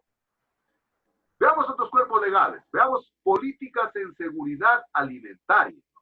Fíjense, recuerden que dentro de la Constitución decíamos de que el Estado realmente considera a la seguridad alimentaria, ¿no?, como un objetivo estratégico, ¿no? Y entonces, dentro de la política de seguridad alimentaria dice que el Estado ecuatoriano ha identificado como prioridad la seguridad alimentaria. Pues claro, ¿no? Ustedes saben que un pueblo que no está realmente asegurado con la alimentación, definitivamente es un pueblo que no puede tener, no sé, una buena calidad de vida. Y dentro de eso, miren, habla dentro de esas prioridades que tiene el Estado en seguridad alimentaria, por ejemplo, habla en el desarrollo rural, en el desarrollo agropecuario, y aquí es importante para nosotros, en el desarrollo agroforestal, agroindustrial, en el riego, en la competitividad. Entonces, el Estado ecuatoriano ha asumido como un objetivo estratégico la seguridad alimentaria, la soberanía alimentaria, entendida como la cantidad, como la calidad de alimentos que realmente pueden autoabastecer a la población, pero la soberanía alimentaria, en cambio, como el derecho que tenemos todos los ecuatorianos a acceder a una alimentación de calidad. Veamos, en cambio, lo que dice el Plan Nacional del Buen Vivir. Verán que estamos analizando cómo la pirámide de Kelsen, es decir, de lo mayor a lo menor. Los objetivos del Plan del Buen Vivir, que está vigente del 2017 al 2021, tiene tres ejes fundamentales. Todos los ejes están relacionados un poco con la parte política. Recuerden que cada gobierno pues elabora su plan de acuerdo a sus lineamientos políticos. Y lógicamente el lineamiento político pues que acompaña o que abandera a este gobierno está relacionado un poco con el mejoramiento de la calidad de vida de hombres y mujeres, garantizar realmente que esa calidad de vida sea para toda la vida, incluso por ahí se generó el plan que sea toda una vida, etcétera, etcétera. Es decir, los objetivos del Plan Nacional del Buen Vivir están íntimamente relacionados con el mejoramiento de la calidad de vida. Es decir, con el mejoramiento de la calidad de vida de hombres y mujeres, en materia de servicios básicos, salud, educación, qué sé yo, vías, etcétera, etcétera. Es decir, están íntimamente relacionados de alguna manera para tratar de garantizar lo que también habíamos estudiado dentro de los objetivos del milenio. ¿Recuerdan que decíamos que los objetivos del milenio era tratar de garantizar que los ciudadanos tengan un mejoramiento en la calidad de vida? Y que los estados tenían que desplegar diferentes acciones para contribuir al mejoramiento de la calidad de vida. Entonces, de alguna manera, los gobiernos tratan de enmarcarse dentro de esos lineamientos que plantean los diferentes convenios internacionales. Y, lógicamente, el Plan Nacional del Buen Vivir, pues no es la excepción.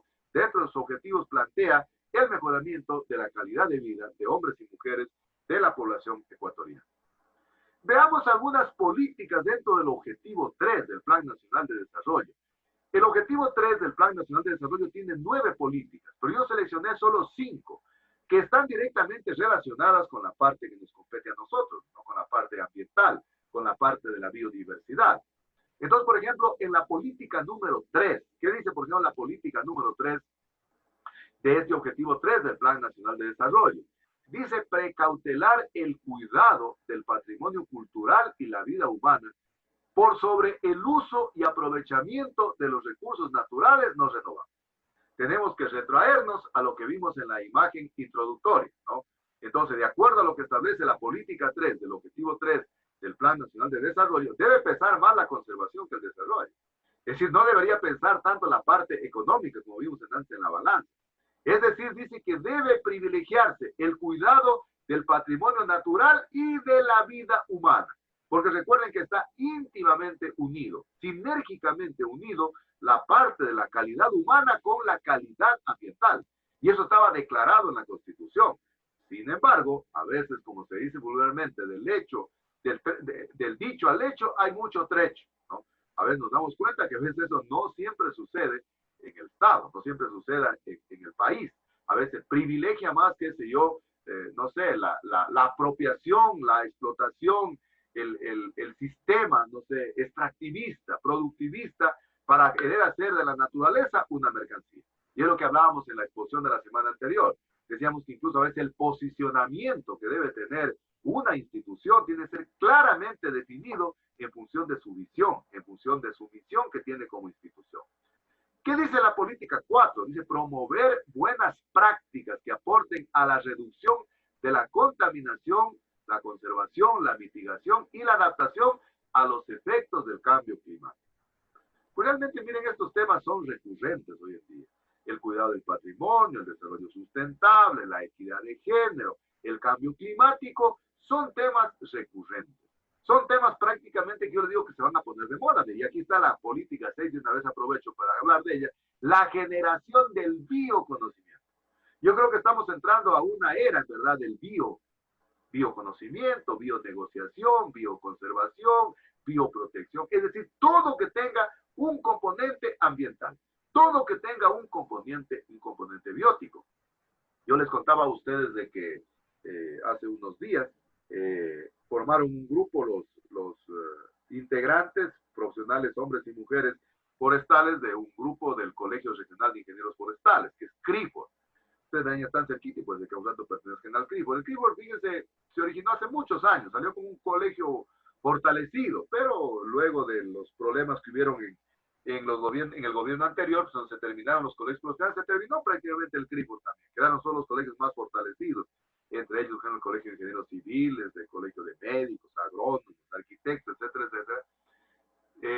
Pero desde hace un mes, creo, están nuevamente fortaleciendo al CRIFOR y formaron un grupo de WhatsApp, en donde prácticamente están invitando a que se inscriban los ingenieros forestales, porque van a haber elecciones el 22 de agosto para elegir una directiva. Incluso en estos días ya apareció una lista de ingenieros e ingenieras forestales para formar parte del directorio.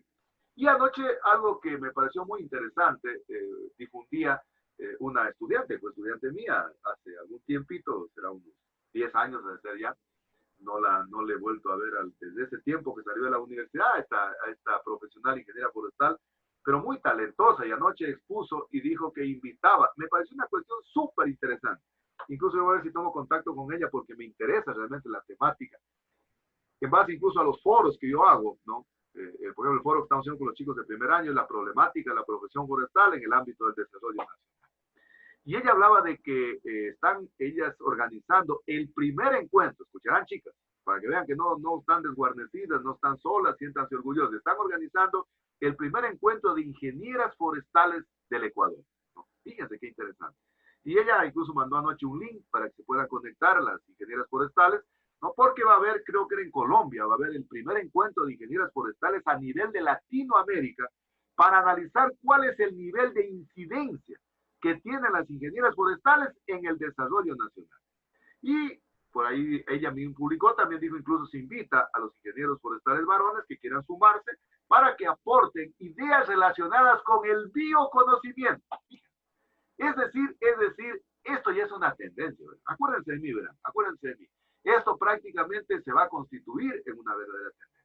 Y les digo que a mí me gustó de manera particular la idea que tiene esta señorita, bueno, ahora ingeniera forestal, incluso en su momento fue una lideresa en la carrera. Esta chica incluso llegó a ser presidenta de la acción de carrera de ingeniería forestal. Creo que me parece que debe haber sido la primera mujer que ha existido presidenta de la acción de carrera. No he conocido que haya otra mujer. Y una chica muy, muy talentosa, muy dinámica, una lideresa extraordinaria en la carrera. Y anoche me dio tanto gusto saber de ella, de que decía que invitaba a todas las ingenieras forestales a que se sumen realmente para poder analizar cuál es el grado de participación que tienen las profesionales ingenieras forestales en el desarrollo forestal del país. Y dentro de ella, entonces, ella hablaba del bioconocimiento, ¿no? Y justamente, miren, yo estaba en la preparación de la clase y estaba leyendo ese WhatsApp, ¿no? Y inmediatamente se sumaron, verán, muchas ingenieras que yo conozco en su momento se sucedieron como estudiantes de ingeniería forestal, se sumaron y dijeron, chica, yo también me sumo a aquello, que nunca se ha dado esto en nuestra profesión, de que de alguna manera nos organicemos como mujeres, ¿no? Forestales, porque realmente el aporte que dan las mujeres forestales es fundamental, ¿verdad? Pero a veces ha quedado un poco, qué sé yo, desde el punto de vista de género, ha quedado en el plano inmanente. Inmanente quiere decir oculto. Ha quedado realmente escondido el trabajo de las mujeres. Y las mujeres forestales, al menos de las que yo conozco, han realizado un trabajo fundamental. Entonces, fíjense, el bioconocimiento se va a poner de moda, chicos. Acuérdense de mí, así como tenemos desarrollo sustentable, equidad de género, qué sé yo, conservación de la biodiversidad, cambio climático, a mí se me hace que la generación del bioconocimiento va a ser una temática que se va a poner de moda. Otra, la política 8 habla de promover un proceso regional de cuidado de la Amazonía. Yo les hablaba a ustedes de que la Panamazonía, generalmente la conforman todos los países que comparten una parte del bosque tropical húmedo. Yendo desde el norte, tenemos entonces Venezuela, Colombia, Ecuador, Perú, Bolivia y Brasil. Forman parte de los países de la Panamazonía. Fíjense, incluso en estos países se formó una universidad que se llamaba la Universidad de la Panamazonía. Estaban participando todas las universidades de 5 países. Y da la casualidad, cuando yo estuve de director de área, la primera vez que se crearon las áreas, el señor rector me delegó a una reunión, que me acuerdo que hubo en Santa Cruz de la Sierra, en Bolivia, y participaron casi todas las universidades que compartían parte de la Amazonía. Y lógicamente el objetivo que en esa vez se trazaba era tratar de conservar ya los pocos recursos boscosos que quedan en la Amazonía. Incluso todos hablaban, decían, miren, tanto los colombianos, los bolivianos, los peruanos, los brasileños y los ecuatorianos, venezolanos, decíamos, bueno, anteriormente el bosque tropical húmedo era más del 60%. Cada vez se va constriñendo.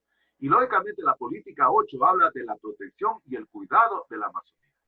Y este es otro elemento que, para mi modesta manera de pensar, también se va a convertir en algo de las altas esferas que se va a poner de moda, que es la diplomacia verde, ¿no? La diplomacia verde. Ustedes saben que los diplomáticos, los cancilleres, generalmente son los que de alguna manera son nuestros representantes en el extranjero, ¿no?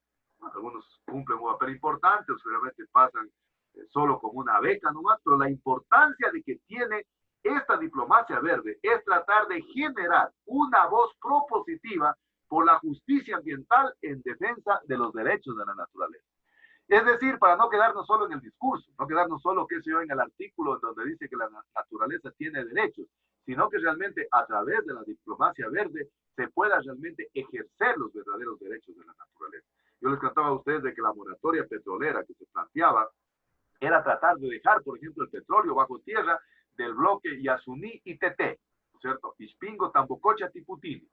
Pero fueron muy pocos las voces de los países que se unieron porque había que de alguna manera indemnizar a los estados por el recurso que iban a dejar de utilizar. Es decir, para dejar el petróleo bajo suelo en la moratoria petrolera, se planteaba de que los estados desarrollados, por poner un ejemplo, vamos a poner un ejemplo aquí sutil, rápido, para que lo entiendan. Vamos a poner que el Ecuador del campo ITT, por decir algo, voy a poner una cifra totalmente errónea, que no debe ser. Vamos a poner que pretendía sacar $1.000 millones de ese campo, entonces los estados desarrollados se comprometían para que el Ecuador deje bajo el suelo el petróleo, que puedan resarcir esos $1.000 millones que iba a dar realmente el petróleo. A eso se refiere, miren, la moratoria petrolera.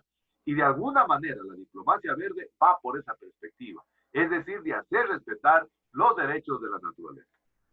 Y terminamos con el cuerpo legal último, que es el texto unificado de legislación secundaria del Ministerio del Ambiente. Yo les estuve contando a ustedes de que ya prácticamente ya va a ser más de casi un mes ya que estoy participando en una maestría que me invitó a colaborar un ex estudiante mío, un ex estudiante que creo que debe tener unos 8 o 9 años, tal vez haberse graduado como ingeniero forestal. Yo les contaba que ha hecho su maestría y doctorado en Brasil, es un PhD muy, muy talentoso el joven, y me invitó a participar en una maestría y vengo haciéndolo, ¿no? Y el día viernes hubo la exposición de los resultados de la tesis, una audiencia privada que ellos han sabido tener. Miren qué interesante. Fíjense la universidad, cómo ha sido en esta universidad donde trabaja este joven y estoy participando, cómo cuida, ¿verdad?, la cuestión de las formas. Primero la exposición les dan 20 minutos para exponer, pero a mí lo que me gustó, la puntualidad, oiga. El día viernes la defensa de la tesis empezaba a las 7:30, yo 7:20 ya estuve ahí, y justo ya comenzaron a aparecer los otros miembros del tribunal, había gente que eran de otros países, no, el presidente del tribunal era un cubano, y entonces dijo, 7:29, señores, les pido que esperemos un minutito porque 7:30 arrancamos.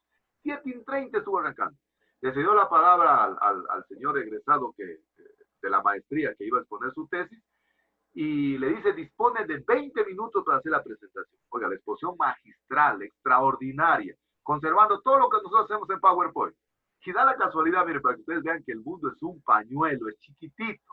Por eso siempre digo, uno nunca hay que decir de esta agua no es de beber, ¿verdad? Da la casualidad que el chico que exponía el día viernes, yo vi el nombre ahí, pero nunca me percaté, ex estudiante de la Universidad Nacional de Loja, de la carrera de Ingeniería Forestal, y yo le dirigí su tesis. Y hace su trabajo de investigación, una investigación de carácter secundario, descriptiva, analizando el texto unificado de legislación ambiental secundaria del Ministerio del Ambiente. Y la tesis de la desarrolla sobre eso, ¿no? Para ver cuál es el grado de cumplimiento en materia de la gestión ambiental del texto unificado de legislación ambiental secundaria. Y entonces él hablaba de que el TULSMA dispone de 9 libros. ¿Por qué realmente el Ministerio del Ambiente crea el TULSMA? Le han ido cambiando de nombre, ¿no? Anteriormente se llamaba TULAS, ¿no? Después, en el 2017, le cambiaron a TULSMA, ¿no? La última modificación que hubo, el 29 de marzo de 2017, TULAS pasó a llamarse TULSMA. Pero en definitiva lo que hizo el Ministerio del Ambiente es pagar una consultoría, ¿verdad? Para que sistematice todos los reglamentos relacionados con la gestión y la conservación de los recursos naturales, los recursos forestales y la biodiversidad. Entonces, todos esos cuerpos que estaban aislados, que estaban dispersos, que estaban automatizados, los puso prácticamente en un solo cuerpo legal. Y ese cuerpo legal se conoce con el nombre del TULSMA. Y en ese TULSMA entonces están 9 libros. Es decir, todas esas leyes que estaban realmente de forma aislada, de forma, qué sé yo, dispersas, las aglutinó en 9 libros. Y esos 9 libros entonces conforman lo que se conoce con el nombre de los libros del TULSMA. Anteriormente se llamaban los libros del TULAS. Miren, esto es algo que los abogados no conocen. No conocen los abogados. Yo con mi hijo siempre estoy conversando. Me encanta el derecho, ¿verdad? Yo definitivamente creo que si no hubiera sido ingeniero forestal me hubiera gustado ser abogado porque me encanta la parte jurídica. Y con él siempre estamos conversando. Yo le decía un día, bueno, cuando me preguntaba del incendio forestal, le digo, pero ingresa al TULAS. ¿Qué es el TULAS? El TULSMA. No. O sea, fíjense, yo por eso digo, miren, chicos, este es un espacio, incluso para alguien que quiere especializarse en derecho ambiental. Aquí realmente está un campo que está por explorarse, está virgen, está inexplorable todo este campo. Ya tenemos muchos en manejo forestal, en cuencas hidrográficas. Hace falta que alguien se especialice en derecho ambiental, ¿verdad? Ya les dejo la cuñita ahí. Y es algo fabuloso, fascinante. Este chico que expuso el día viernes, él de alguna manera se está especializando en derecho ambiental, porque ha hecho un análisis de toda la gestión ambiental desde el punto de vista del TULSMA, ¿no? Entonces, ¿cuáles son los libros que plantea el TULSMA? Es decir, ¿cómo ordenó el Ministerio del Ambiente su información? El libro 1 habla de la autoridad ambiental. Si ustedes quieren saber, vamos a suponer que ustedes están trabajando en el Ministerio del Ambiente, y no sé, alguien llega a ser director del Ministerio del Ambiente no sé, de la región sur, no sé ni cómo se llame ahora porque ha cambiado todo eso. Entonces, si usted quiere saber cuáles son sus deberes y obligaciones como director, váyase al libro 1 y vea cuáles son, ahí están las obligaciones, responsabilidades, derechos, atribuciones desde el ministro o ministra del Ambiente. Y están de todas las personas y de todo lo relacionado a la autoridad ambiental. Anteriormente todo eso estaba disperso, estaba, qué sé yo, en acuerdos ministeriales, estaba en reglamentos. Hoy está en el libro 1, que es la autoridad ambiental. El libro 2, en cambio, habla de la gestión ambiental. Decíamos que la gestión, conjunto de acciones para poder promover 2 cosas fundamentales. Afianzar el desarrollo sustentable y hacer el mejoramiento de la calidad de vida. Si ustedes quieren saber de gestión ambiental, váyanse al libro 2. Si ustedes quieren saber de cuestiones forestales, de la cuestión que de planes de ordenamiento, ustedes quieren saber de planes de aprovechamiento, de planes de explotación, váyanse al libro 3, que es del régimen forestal. Incluso le habla de manera detallada cómo, por ejemplo, hacer un plan de aprovechamiento forestal, etcétera, etcétera. Si quieren conocer de biodiversidad, lo relacionado, qué sé yo, con lo que plantea CITES, sobre transporte, qué sé yo, comercialización de especies amenazadas, váyase al libro 4, que habla sobre la biodiversidad. El libro 5 habla de los recursos costeros, de la gestión de los recursos costeros. En esta semana también me dio muchísimo gusto en ese grupo de los forestales que publican algunos eventos. Y publicaba un evento sobre gestión de manglares, ¿verdad? Y me dio tanto gusto que un joven que egresó hace unos 4 años estaba de panelista dentro de este evento que había sobre manglares. Y me parece, creo que según lo que daban el currículo de él, trabaja en Guayaquil, en una empresa realmente que hacen todo lo relacionado con recursos, en este caso costeros. Entonces, si usted quiere saber sobre gestión de recursos costeros, váyase al libro 5. Si quiere saber sobre calidad ambiental, aquí realmente los ingenieros ambientales, realmente el libro de cabecera de ellos es el libro 6, el libro de calidad ambiental, así como para nosotros posiblemente sea el libro 4, el libro 3 y 4, que son sobre el régimen forestal y el régimen de la biodiversidad. El libro 7, en cambio, hace un régimen especial para Galápagos. Fíjense, ahí se habla de todas las reservas marinas, de todas las reservas terrestres, de todo lo que tiene que ver con los diferentes trabajos de investigación, de todo lo que tiene que ver la conservación de Galápagos como patrimonio mundial de la humanidad. Entonces, el libro séptimo tiene que ver, en cambio, con el régimen especial de Galápagos. Y aquí un poco para los zamoranos chinchipenses, ¿no? Para todos los que están dentro de la Amazonía, ¿no? El libro octavo, en cambio, habla solo lo relacionado al ECORAE, ¿no? Es decir, al Instituto para el Ecodesarrollo Regional Amazónico, ¿no? El Estado ecuatoriano, dentro del TULSMA, tenía una cantidad de información sobre la cuestión de la Amazonía. Entonces, todo ese tipo de información que había, lo condensaron, lo sistematizaron en el libro octavo, que habla sobre el ECORAE. El ECORAE, por ejemplo, en Zamora. Yo tenía un estudiante de ingeniería forestal que trabajaba en ECORAE, aquí en Zamora nomás, pero generalmente funciona en toda la Amazonía. Pero si usted quiere saber tasas, si usted quiere saber realmente aranceles, de cuánto se tiene que pagar, no sé, por un plan de aprovechamiento, cuánto se tiene que pagar por la movilización de madera, etcétera, etcétera. El libro noveno, en cambio, es un libro que se dedica exclusivamente, todo el libro se dedica a hablar de las tasas, de los derechos, de las tasas, de los servicios que presta el Ministerio del Ambiente, por el uso y aprovechamiento de bienes nacionales que se encuentran bajo su cargo y protección.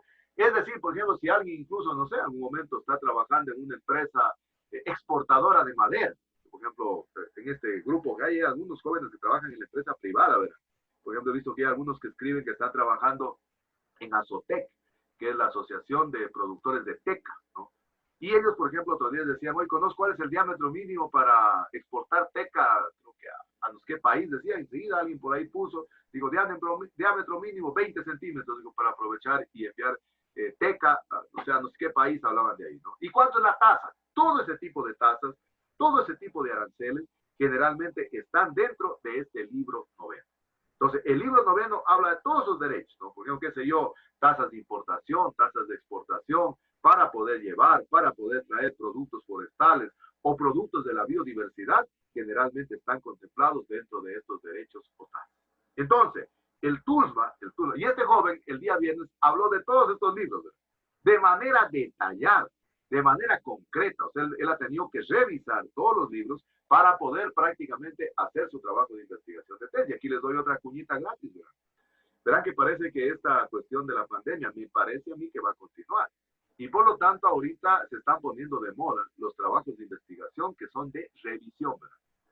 Y nosotros ya empezamos en el proyecto Cinchona y empezamos con un proyecto que ya se está ejecutando de revisión y otra compañera que está ahorita en noveno, que está haciendo un proyecto de revisión.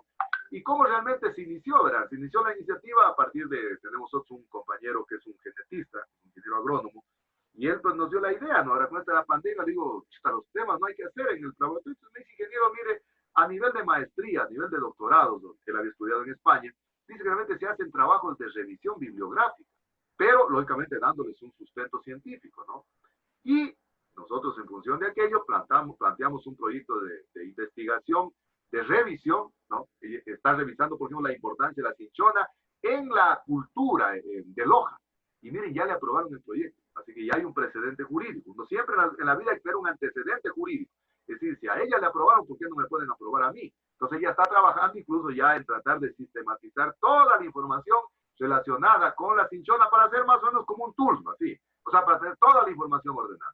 Y en cambio la otra compañera que está trabajando ahora en noveno, está trabajando en sistematizar toda la información que se ha trabajado, en cambio, en cultivo de tejidos en la cuestión de cinchona, ¿no?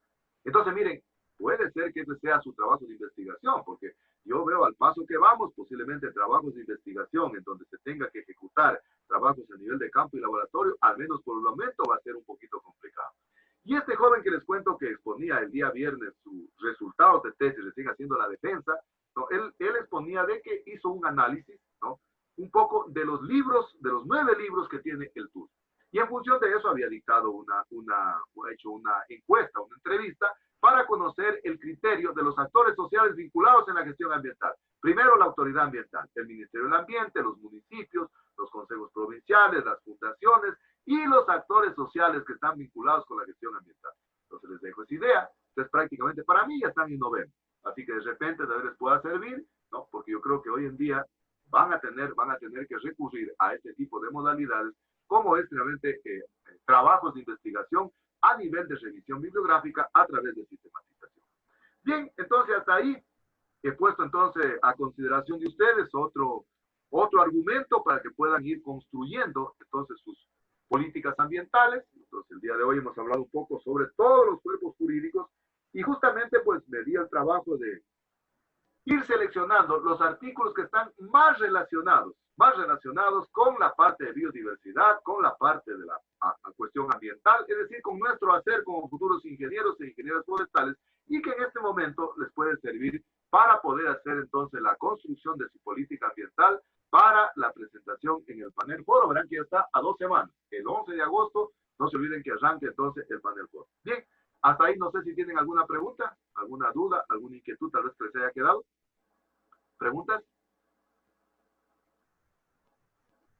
¿Alguna pregunta? No, Inge. ¿Está claro? No, Inge. Muy bien. Sí. Una consulta, les hago una consulta. A ver, ¿ya tienen seleccionado más o menos el nombre de la política? ¿Ya están trabajando en aquello? ¿Ya están trabajando en la generación de la ponencia para la política? ¿Me están escuchando? Por lo visto no tienen, ¿o sí tiene alguien ya? Tenemos más o menos la idea, pero todavía después de la clase de hoy ya nos vamos a Perfecto. enfocar. Me gustaría, estimadísimas señoritas, señores estudiantes, ver si en la próxima clase voy a darles otras ideas, en cambio, sobre la participación social, ¿no? Porque puede ser que alguien esté queriendo hacer, no sé, algo sobre una política sobre participación social y en materia ambiental. Recuerden que decíamos de que a raíz de las convenciones internacionales se ha puesto muy de moda, se puede decir, la participación de la sociedad civil en materia ambiental. Entonces, estoy preparando, tengo una ponencia para poderles dar algunos elementos en donde realmente puedan utilizarla también.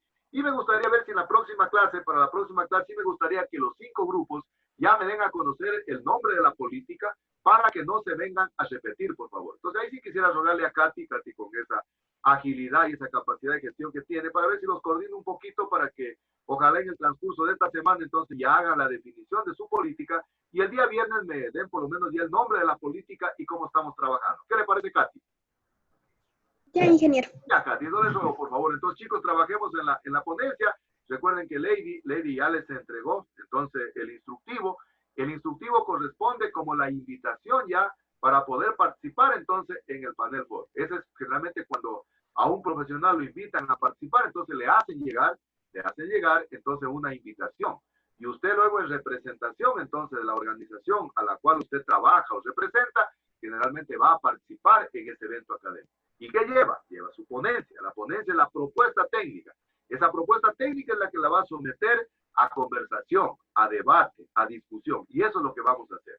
Entonces les ruego por favor que vayamos preparando bien la ponencia, de tal manera entonces que se justifique. Recuerden que es la prueba número 4, ¿verdad? Es la prueba, perdón, número 3.